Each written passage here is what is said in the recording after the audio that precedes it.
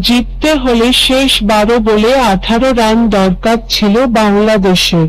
19তম ওভারে হয় 7 রান, যার ফলে শেষ 6 বলে 11 রান দরকার ছিল তাদের।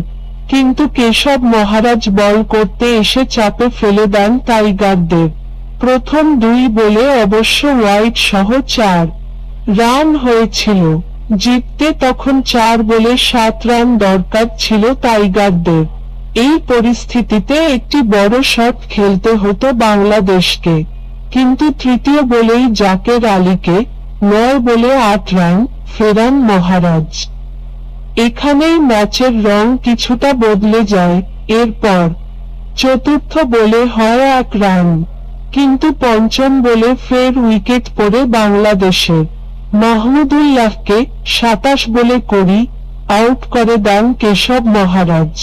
তাও শেষ বলে ছক্কা হাঁকাতে পারলে বাংলাদেশের জেতার সুযোগ ছিল, কিন্তু ষষ্ঠ বলে 1 রান দেন মহারাজ।